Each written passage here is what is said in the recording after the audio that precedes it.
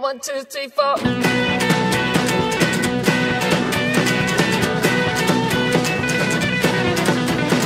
Nam yo ho and gay kill Buddha, please. Pity humble little peasant that's begging on her knees. Illusion fills my head like an empty can. I spent a million lifetimes loving the same man.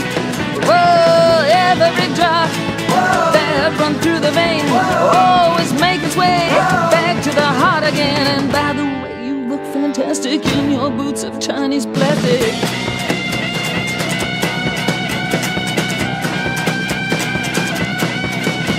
Hare Krishna, Hare Rama too. Govinda, I'm still in love. What's up, everybody? Today on the Cuppa Joe and the Devil You Know podcast. This is episode 1, I believe, unless I did release that badass clip, like outtakes, with my sister Grace. That's some funny shit. I don't know if I'm going to release that as episode 1 or what. But the point is, here we are on this beautiful Thursday morning, April 7th. I got that nice morning rasp to my voice. The day is coming in gray as ever. Rainy as hell. It's fucking freezing. And yeah, like today I just kind of want to, I don't know what I want to talk about, but I guess that's the point of the podcast, I guess that's the point, I've always felt like the kind of person who could, that's my dog back there, always felt like the kind of person who could just talk for as long as they needed me to, they being, they being whoever they be, could use my expertise at talking. I don't know if you could hear me drinking that water.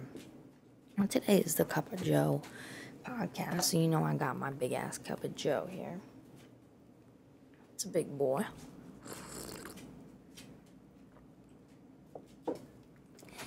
Today's a Thursday, which means that I have therapy at 9 o'clock. And it's kind of a new guy, my therapist. He's a cool guy. He's an older black gentleman. I actually requested a male therapist this time because I've had so many female therapists, and I don't think it's working. I don't think it's been worked out for me in a long time. It's a problem, and this might sound arrogant, but you don't know the therapists I've had, okay? It's a problem when you're smarter than your therapist.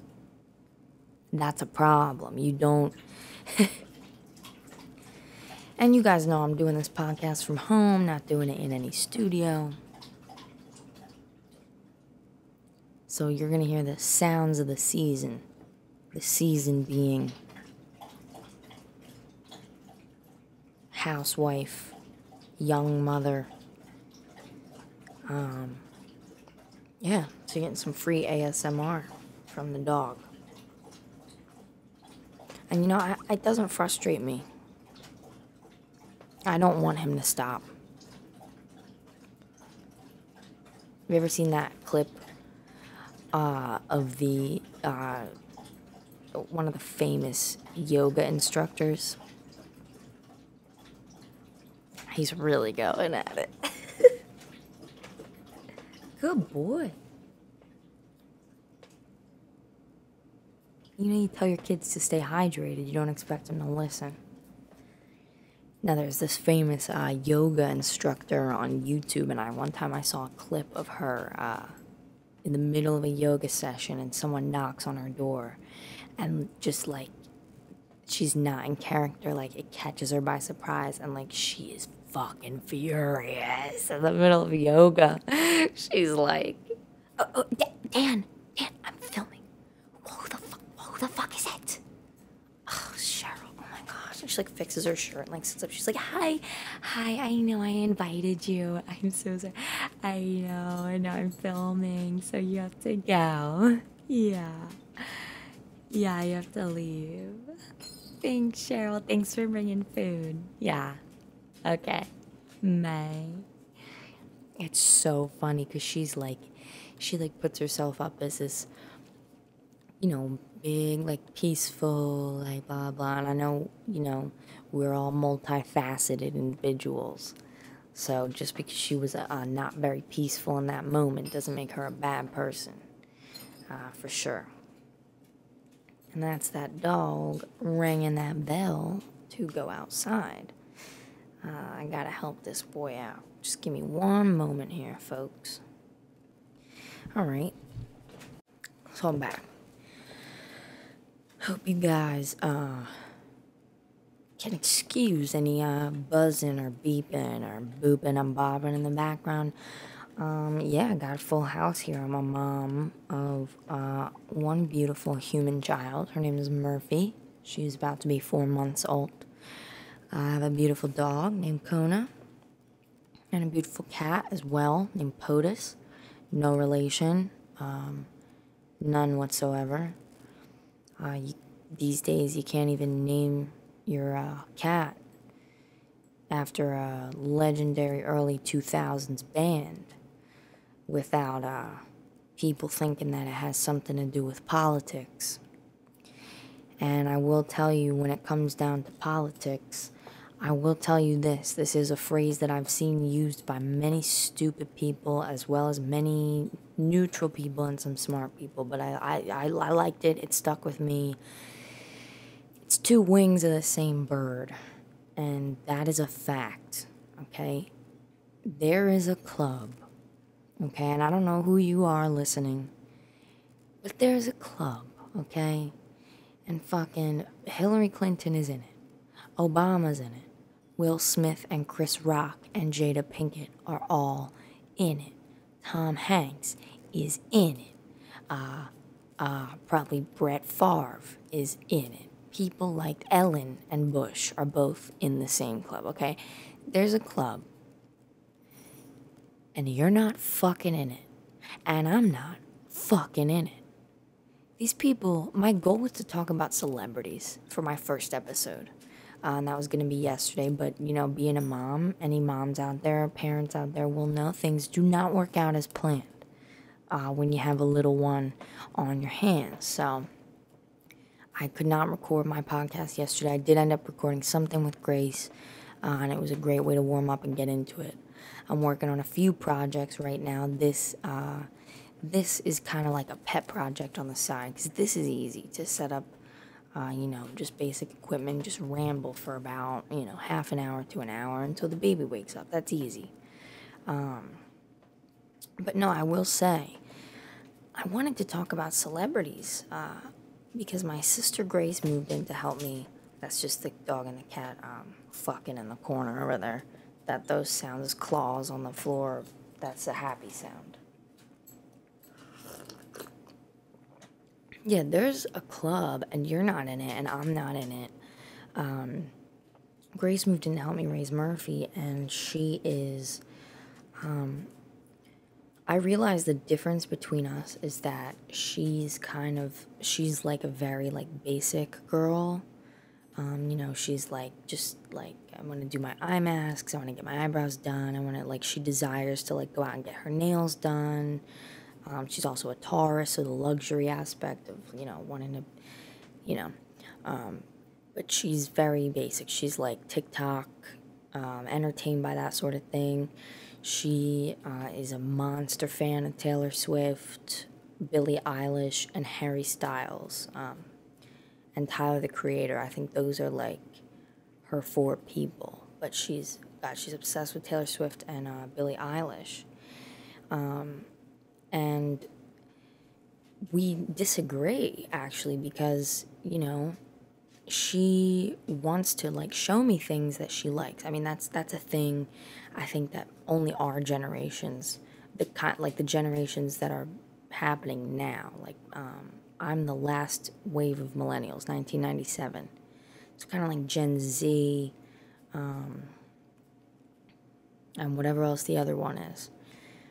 and the tail end of the millennials, like, we like, and you know, we like to show each other things. Like, that's not something that would happen in the 20s.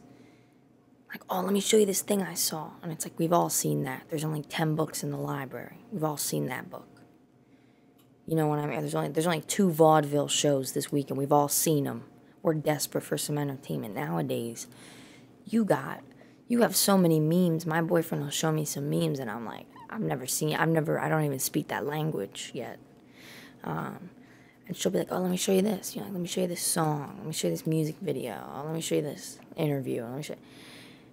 And to me, I literally, there is no possible way that I could care less about the lives of rich, famous people who got there by selling their soul. Whether you take that literally or figuratively, okay? And I'm not a Christian, I'm more of a Buddhist. So I accept the dark and the light. Shout out to Julia. I do accept the dark and the light, and I know that this world needs darkness to have light and vice versa. But I'm not gonna fucking sit around and waste my precious time and energy worried about how old Taylor Swift was when her first baby tooth fell out. I don't care about that. And if you pay close attention to her career over the ages, I could, if I really wanted to take the time, I could probably tell you the day she signed her soul to the fucking devil, dude. For real. Because you don't get, we know this right now. You don't get that rich and famous. You don't get that big unless you trade something for it. That's a fact, okay? That's a fucking fact. CIA has offices all over Hollywood. All the movies that you see are vetted by the United States government. If you consider the CIA part of the United States government, I feel like they operate on their own. I feel like it's like the Antifa of the government. You know? And I love shows like Homeland. And actually, the show 24 with Kiefer Sutherland is like my guiltiest pleasure. Actually, it's a bad show. Like, it's not well done. I love it. I grew up on it. Like, my dad loved it, and I wanted to be like my dad. So now here I am, a curmudgeon who doesn't understand how I got where I am in my life and complains about it all the time. Oh, Dad, I'm so sorry if you hear this. Yeah, and actually, so Grace is trying to show me stuff all the time, and one day I'm like, okay, let me show you something. I'm like, you gotta promise you'll sit down and watch it, because that's what she'll do to me, you know? Like, if I get up to get a cup of water, she'll pause it and be like, you missed, like, the last syllable of her word. And I'm like, I got context clues, and she's like, but you gotta see how Taylor does it. You gotta see how Billy does it. And I'm like, these people that you act like you're on a first-name basis with hate you. They don't like you. They don't respect you. Nobody respects somebody who simps over them. I will tell you that. I have plenty of people who simp over me. I have no respect. I have so much respect stored up in my reserves. I started saluting the mailman, for real. I mean, that's how much respect I got stored up in my reserves, because nobody's earning it. No one's earning my respect. So why the fuck would I give it out like it's candy? I already give out my smiles like they're candy, and my happiness like it's candy, and my good energy, I give it out like it's candy. So I'm like, let me show you something. And you sit down and you watch the whole thing, and I'm gonna make you sit down and watch it. She's like, all right, dude. And it made me feel a little bad because she was so willing, you know. She was like, absolutely. So at least she's not a hypocrite in that respect. And listen, I love my sister. My sister's my best friend. We actually just got in a fight. It's 7:41 a.m. We got in a fight like 40 minutes ago. Already. She's not even up or awake. Like, she's not even awake. And like, because I'm not gonna air out my, you know, like, if there's a time I want to be petty, I'll do it. I got plenty of petty shit up my sleeve, but, like, I don't need to be petty to my sister. She moved in to fucking help me, and, like, yeah, she makes mistakes. She's not perfect, but, you know, like, sometimes we leave the windows open when it's 30 degrees. And, when you're a homeowner, that's a big deal. Like, it's not the biggest deal. The biggest deal is that she's my sister and I'm lucky to have her. But let's go back to making fun of her simping over celebrities who don't care about her. That's funny. At least that's funny. So I'm like, all right, you sit down and watch this. And I put on episode 1 of season 1 of 24, which is like a time capsule of the 2000s, dude. Kiefer Sutherland's got the frosted tips. He's got like the hot daughter with like, and they're looking at each other with the sexual tension. You can see the actors have sexual tension, and like the wife is like just like ugly and like, it's just so fun. Like it's so like it's ridiculous because like he like hits his boss over the head, or like he literally puts a fucking tranquilizer dart in his boss's neck, like in his office, and fucking knocks his boss out. And his partner was like, Jack, what are you doing? You can't do this. And he's like, yes, I can. Nina, I can do it because I'm Jack Bauer. This is for the safety of the country. And he like fucking, then it's like, the dude's like passed out on the floor. And like the office is deliberately on the second floor with like glass walls. Deliberately so they can see, and like no one notices that like their big boss is like nowhere to be found. Like he went up to Jack's office and now it's just gone. Like just doesn't even exist. And so we're sitting there watching this. And there's like a scene where his teenage daughter like sneaks out with her friend, and they meet like adult men like at a furniture store, and like they put on music, and the girl's like, "Come on, let's dance on the table." Like no one does that, dude. I'm telling you, people don't get up on the table and dance. Like if it's something that I've done, it's probably things that other people don't do.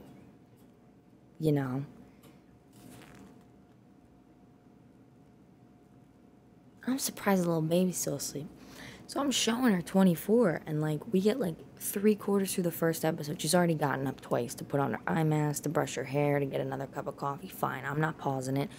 And eventually, actually, she does leave for the whole episode, and I'm like, we're starting this over. Like you missed the whole thing, and we're watching it. And finally, she's like, Hannah, this is horrible.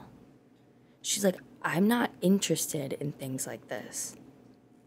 She's like, I've told you before, like, I don't like cop or, like, law or, like, government agency dramas. She's like, this is not my interest. I don't like it. I'm not enjoying myself. I don't want to watch this. Why are you making me watch this? And I just stared at her. And, like, tried to let that concept sink into her brain enough that she could turn it on its head and realize what I was really trying to say. Because I'm not passive aggressive by nature. I'm very aggressive. I don't like arguments with strangers I don't like confrontation, but I'm very confrontational. If someone is doing something wrong, I have no problem approaching and saying, hi, excuse me, you're doing this the wrong way. I'm trying to help you. So I've told her, like, at this point in my life, it must be thousands of times. I'm like, I don't fucking care. I don't care about Taylor Swift. I don't care about the Grammys. I don't care about the Kardashians. I don't care about 90 Day Fiancé. I don't care about these fake things that have no meaning to my life. Like, I've told her 1,000 times. She doesn't care. That's the thing, is like, so now I know that she cannot. She understands the concept of someone not liking a broad range topic and having no interest in it and not wanting to participate in it. She gets that. But she doesn't care. So at least I know now. So I did end up watching the Billie Eilish documentary. And it was like watching the, very basic, like, musician documentary just from the point of view of a 16-year-old girl. That's it. Like, I've seen it all, like, oh, she broke her ankle halfway through. Like, I've seen the REM one, where Mike Mills, or, I think Mike Mills has a fucking, like, heart attack or something, and, Michael Stipe, like, blows his diaphragm, like, I know, like, these are things I know. you know? And maybe it's because I'm a songwriter myself. Maybe it's because I've worked in freelance vocals, doing freelance digital stuff before that sitting and watching a musician write a song, actually, like, I can't stand it.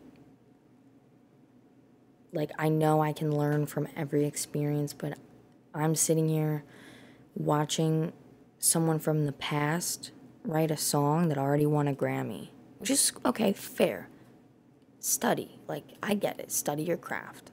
So that's, I have respect for Billie Eilish and her brother as musicians.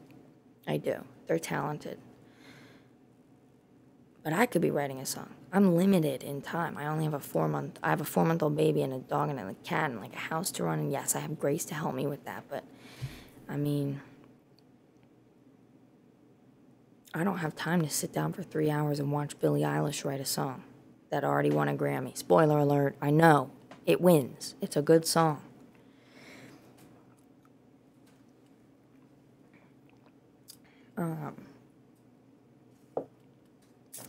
Yeah, and this whole thing with Will Smith and Chris Rock, people really jumped on the bandwagon very quickly. You'll get to know me as I make this podcast more and release more episodes. When I got a toot. Okay, I was so scared. Never mind. I was scared I was going to poop my pants on live broadcast. Not that this is live, but no,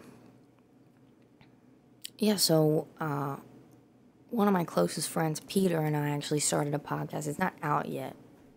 We're working on that. We've recorded a brainstorming session and a sample podcast. We're doing our first real live recording this upcoming week. But we talked about the Will Smith slap incident at the Oscars. And, like, the thing is, like, when it comes down to it, I can't trust any of these fucking people. Dude, you can't trust any of these people. So when my dad told me, my dad's a fucking simp for the TV. He lives for, like, the sports and the movies and the Grammy. Like, he loves pop culture. And am I a judgmental person by nature? I can be. I can be critical. I know that much about myself. The people close to me know that I can handle feedback like that and have made it clear, you are very judgmental and critical, and people don't take well to that. So I'm sorry if I sound that way. I am working on myself. But then again, I am myself. There's 8 billion people out there. If you don't like me or what I have to say, you do not have to listen. If you're not interested, And he's like, so anyway, my dad's like, oh my God, the Oscars last night. Did you hear what happened? And literally, like, I almost busted out laughing. I'm like, no, what? What? A rich person won a trophy? Yo, come on. I mean, come on, dude. It's a club and we're not in it, man. I'm telling you. And he's like, no, Will Smith slapped Chris Rock. And even I just didn't say anything. Like, I was just like, oh my God, like, what a fucking idiot. And my dad was like, okay, you think I'm naive. I'm like, well, I don't think that about every aspect of the world. He's like, just watch it and tell me what you think about it. If you really think, he knew what I was going to say. He knows I am who I am. He's like, I know you probably think it's scripted. So I watched it and I was actually shocked because Peter pointed out to me that Chris Rock's eyes, it's all in the eyes, like his eyes looked truly shocked. He did smile afterwards. He was like, wow, dude. And like he smiled, but his eyes were like, if you cover up the bottom of his face, he looks a little scared, actually. He does. He looks scared. And Will Smith is an actor like that. But I don't know if Chris Rock is the kind of actor who could interpret a script if the script was, hear me out, okay, try to follow me. If the script was, get slapped, wow, dude, it was a G.I. Jane joke, and then this, because what Chris Rock says when he tries to gather his thoughts, he goes, oh, tonight we're giving out a documentary. And then he stops himself and gathers himself and then says, tonight we're giving out an award for the best documentary. Something like that. I'm sure I could pull up the transcripts if I fucking felt like it. But like I said, I'm a mom. Sometimes I don't have time for things like that. So I'm just going to go with what I remember. I've watched the clip several times. I went to acting school, okay? I dropped out like any good artist would. I think the people who stayed in are pussies. And I got that advice from a professor. So, just so y'all know, try to figure out which professor told me that I'd be better off dropping out because I have what it takes. How about that? I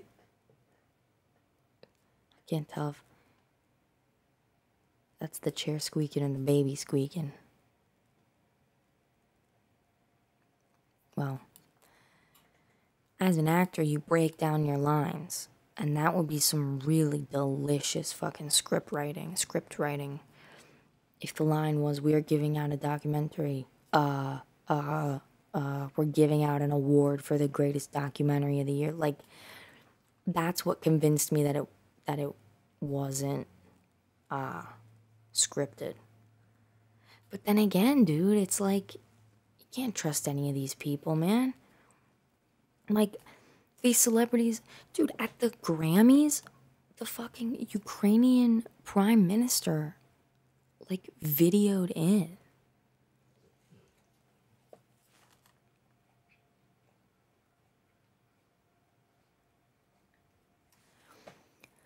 Like, celebrities, like, a thing that's about celebrities should have nothing to do with politics. We should not be taking political or medical advice from Tom Hanks.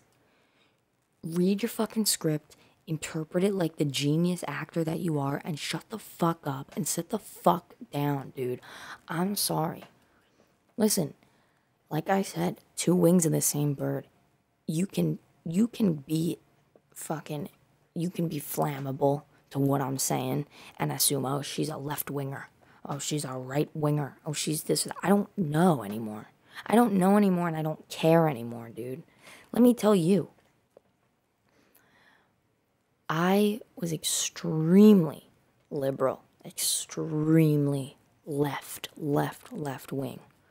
I mean, all the news I was getting was from my Facebook feed from my other liberal friends. I think I literally shared a post one time that said Donald Trump bought bears for the White House backyard for him to shoot and kill them for rugs for his floor and coats for his wife. And I believed it and I shared it. And I was like, Donald Trump is killing bears on the White House property. What the fuck? We need Obama back. And it's like, then I did 10 minutes of research. And I had like thousands of super liberal friends from Philadelphia where I went to college and where I grew up. From Philly on my Facebook, and I thought we were all sharing liberal memes, and I thought I was doing everyone a solid by exposing Joe Biden. I was very concerned. I was all for Joe Biden. I was like, hell yeah, fuck Trump. Let's get Biden in there. Biden knows what's up. And then I did 10 minutes of research. My mom's a big Trumpster. I'm trying to get her to understand that he's part of the club and she's not. See what I'm saying? See what I mean? There's a club and they're in it and you're not, they're all on the same side.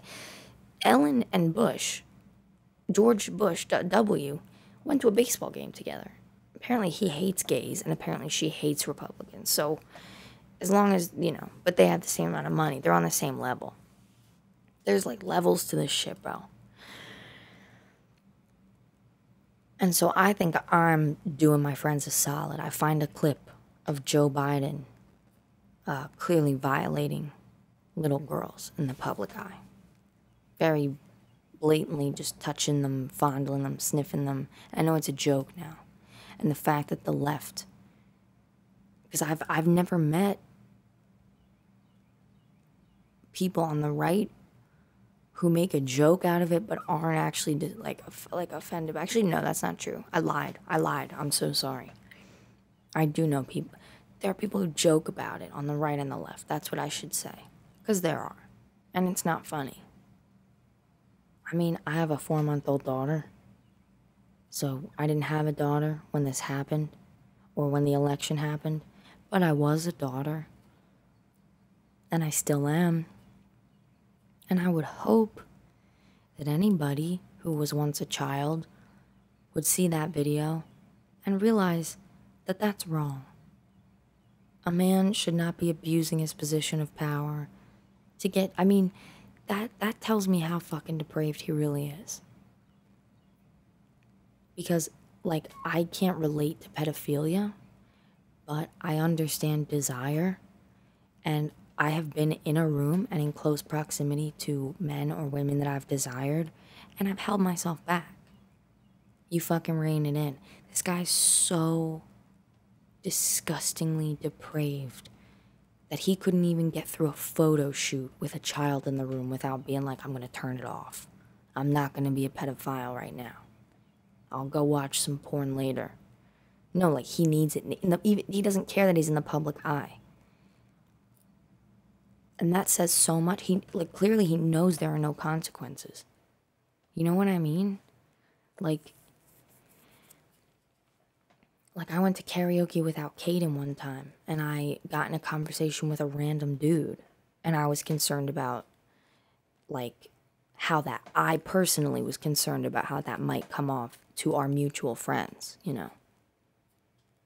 Because I wouldn't want people to get the wrong idea, to think that I don't have respect for my man. You better fucking believe I do. And he has respect for me right back. But I showed that clip. I took that clip, and I also took the soundbite of Trump saying, grab him by the pussy. Which you can say that was taken out of context all you want. I've never said that about a woman.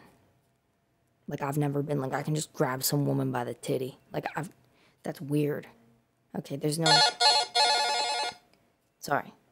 There's no out of context with that one. There's only one context for that to be in. Okay? And I posted both of those clips side by side. So that all my... And dude, I was so naive, man. I was so genuinely concerned. I was like, guys, I just saw this video of Biden, of our guy. What do we do? Hundreds of people who that same day were my friends. Okay, maybe not hundreds, but like people who that same day were like, yo, I miss you, let's hang out, like, that I saw the day before, are like, fuck you, Hannah, like, calling me stupid, like being like, you must be stupid if you think these two things are the same thing. And I'm like, I don't. What Biden did is, like, objectively way worse. He's physically, like, in front of us. He is harming children for his own personal benefit. Like, I'm not excusing what Trump said. God, believe me. But he's a celebrity doing an interview in what he thinks is a private room with another man. Of course he's going to be fucking disgusting. But Joe Biden is also a public figure, and does he not know? Like, that's what's so scary to me, is that he just assumes no one's going to stop him. And no one did. He's the fucking president of the United States. Does he know that? I don't know. But that's how I knew that all of this was so fake and twisted and fucked up, because these people who I didn't think of them as liberals, I thought of them as good, upstanding people who had similar views to mine. And then I got attacked for just confronting a basic issue. I actually lost, like, all those friends. Like, I don't have any of those friends anymore. Fun fact. The song Sex and Candy by Marcy Playground, I know, like, the producer for that band. He lives in Philly, and he's kind of like the guy to go to. I was in acting school, and I was trying to be like a method actor and trying to, like, get myself into crazy situations for writing prompts and, like, inspiration. And oh boy, I did. Someday I'll tell you about those. After therapy today, I'll tell you about those. I finally met up with the guy, and he's like, I wrote the song Sex and Candy. Like, I am the face. Like, I am the person behind Marcy Playground. And I hung out with him a couple times. just like kind of became friends, and he is constantly like getting like nose jobs and like posting workout, but he's like this frail old man, and like he's desperately running away from it. And like he's a guy who wants to be part of the club, and he's not in it. You see what I'm saying? Like, he was in it for like 10 minutes in the 90s. And so when I made that post, he's like super liberal. Like he was like, what a stupid girl you are. And I'm like, yeah, you definitely sound like a Biden voter to me.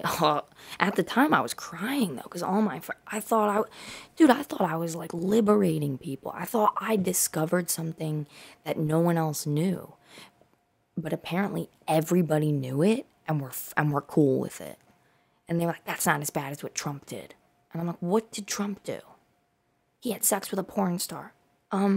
So did you in your head. Into your fucking sock last night, Jared. Like, are you kidding me, bro? You're telling me that fondling girls on live TV isn't a bad thing? And then he says the N-word in the 80s during the crime bill, and like he calls black people, like he says something about like a racial jungle. Dude, oh my God. I'm sorry, this has probably been hashed out by so many people. So many times. I don't even know how I got here, dude. My topic of the day was celebrities. And I just riffed, and like, this is where I ended up. Which should say something, because politicians are celebrities. I mean, here's my take on it, and I didn't vote. Actually, I cried when Trump got elected. I was in college, and all my professors cried. Some of them canceled class. Some of it, we like sat in like emotion circles and like held hands and cried together. Like, you know, it was a really dreary, rainy day. I genuinely felt sad when he got elected. But now, because of the kind of person I am, I can look back at all the bad things in my life. Truly, any bad thing that's happened in my life, I can look back and I can point out at least one thing I gained from the experience. Even, like, not to get graphic, but, like, you know, like, things like sexual assault. Yeah, dude, adapt or die. Survival of the fittest. If you go through a traumatic experience, you have to fucking come out on top, or you're gonna be buried in the fold of life. Okay? And I had some nightmare fucking shit happen. Some nightmare shit happened to me. And I came out on top, bro. I came out on top, dude. Because I am here and I'm fucking thriving, dude. And I cannot say the same about those people who gave me shit for protecting children to the best of my own ability, which was just a social media post. That's the only way I could protect those little girls to the best of my ability. And I tried, and they called me stupid. They called me a racist. What the fuck does race have anything to do with it? Fucking stupid, dude. Stupid, man.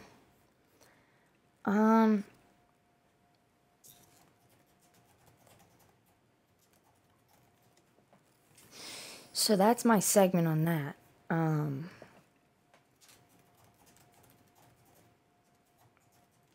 So now I'm gonna do some Bill Burr-esque type advice. No one has sent me in any questions. No one has asked for my advice. This is what I do. I give unsolicited advice. I'm going to be taking a couple questions from Quora and answering them myself, pretending that they asked me.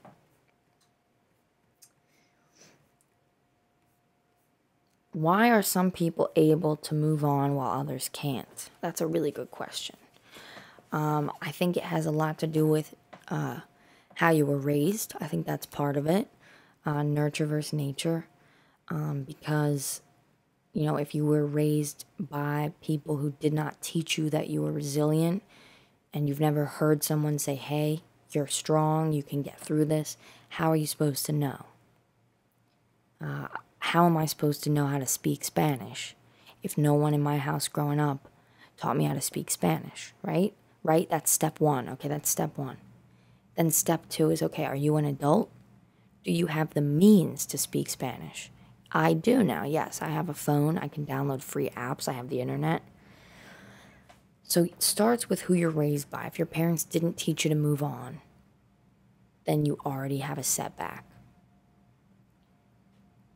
If you are able to get yourself to therapy or read some self-help books and therapy yourself, that's the best way to do it. It's weird that this question came up because I just mentioned how I went through like some nightmare shit and I got over it.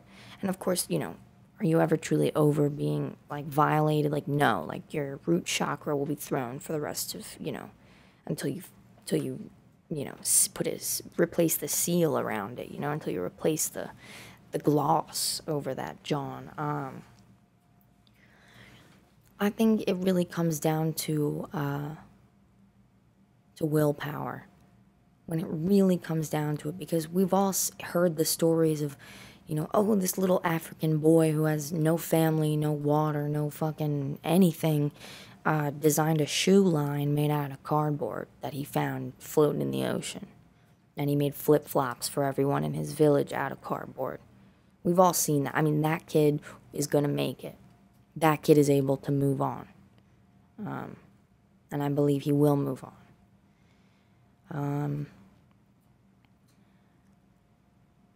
There's always elements of, mental illness, physical illness, chronic illness. And then, of course, tune in to me and Peter's podcast, Lives of Liberty, for we're going to talk about EMFs next week, but there's always environmental elements, beyond your control, that don't have to do with how you were raised.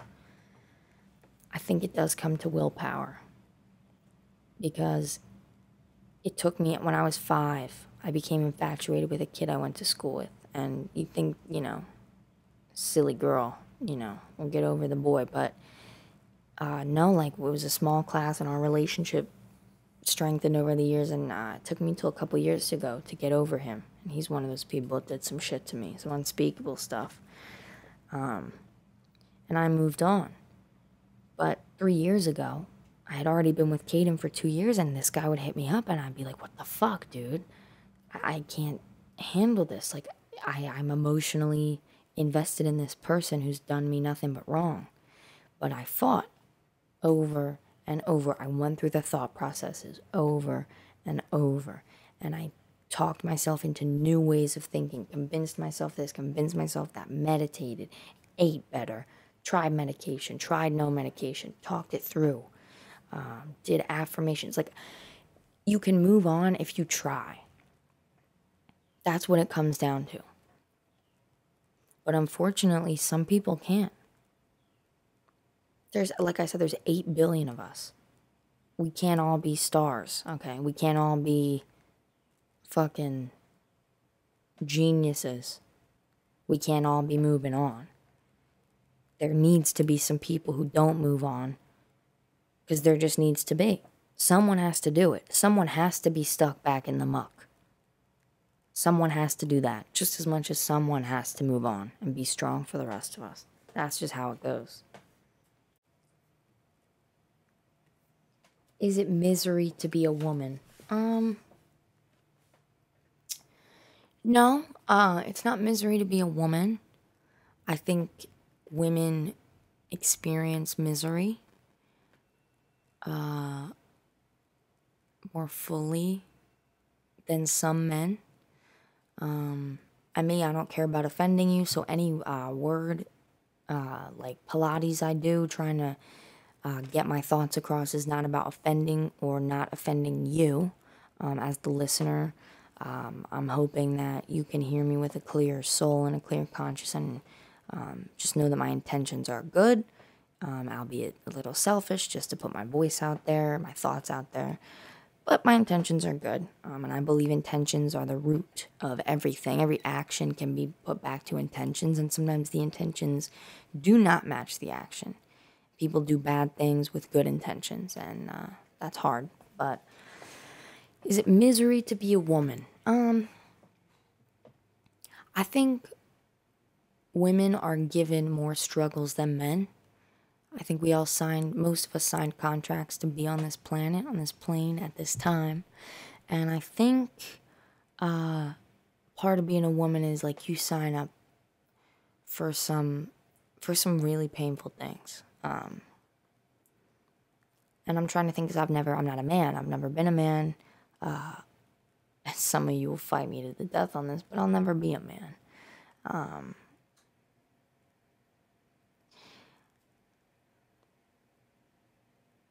I don't think it's pure misery to be a woman. I will say, from what I've seen, the menstrual cramps that we go through when simulated on a man are absolutely unbearable to that man. I've never seen a video of a man handle it well, ever, and that might be cherry picking by people posting the videos, but I've searched and I can't find one where a guy's like, this is nothing. I've seen plenty of videos of women doing the period cramp simulator and being like, that's it. I wish my cramps were like this. You know? I think to say that it's misery to be a woman,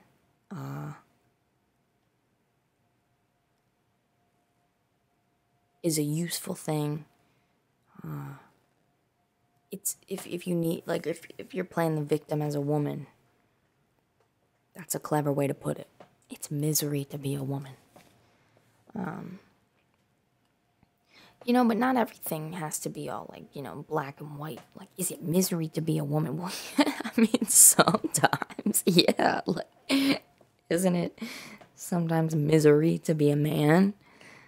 I mean, like, I cannot imagine what it's like to be, like, I'm trying to think of some struggles that I've thought about this a lot. Okay, some struggles that I've thought of that men have growing up, like, in puberty. When you guys just like pop random boners, that must be so fucking embarrassing, dude. Oh my god, that's a struggle. But then when I compare it to my friend in Catholic grade school who got her period after being raised by Catholics, not knowing that she was gonna get a period, despite many health classes over the years telling us what was gonna happen, bleeding all over the seat. I've never seen a girl get her period look like a fucking gunshot wound, puddle on the seat. In our light blue skirts, and we had to give her a sweatshirt to tie around her waist. She was freaking out, dude. Compared to that, getting a boner in math class doesn't sound that bad. But I'm sure there's plenty of misery to being a man as well. Just not as bad as the pain that women go through. And that's, women, come on, man, own it. Use it as a strength, please. People are we're all making each other look bad because people are reading into it too much. Let's see, more advice.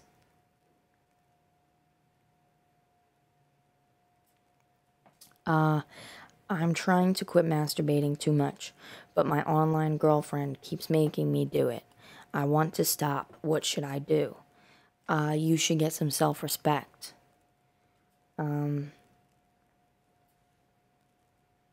And some self-control. Your online girlfriend is making you do it. It sounds like you got off just posting this, to be honest. That's what it sounds like to me. No one can make you do anything. If someone over the internet is making you do something, you will not pass question 1, which is, why do some people get over it or whatever? Why are some people able to move on while others can't? If you're letting an online presence force you to do sexual acts, at that point you're retarded, to be honest. At that point. That question's got to be a troll. It was incendiary. It's part of the reason I picked it. No one's asking me for advice. Now, when I do post this, if anyone does have some questions they want to write in, I'd appreciate that. You can put them in the comments. I just want to see how this goes. And for now, that's what I got. This is the Cuppa Joe and the Devil You Know podcast. Thank you for listening to episode 1. I'm looking for sponsors. I'm looking for friends. I'm looking for ideas, topics. I live for constructive criticism. I'm a Virgo to the max. Totally into feedback, critiques, advice, questions, any of it. I'd love any kind of feedback. This is just episode 1, so we'll just see where it goes from here. But thank you so much to anyone who listens. If it's a family member, my apologies for being vulgar at all. I'm sure you all know who I am by now, and if you don't, I'm sorry about that. You either don't know me the way you think you do, or you are lying to yourself if you think that I'm anybody other than the person that I am right now. So, finish my cup of joe. Gonna go get to know some devils, for real, and some angels. Alright? Have a good Thursday, everybody. Goodbye.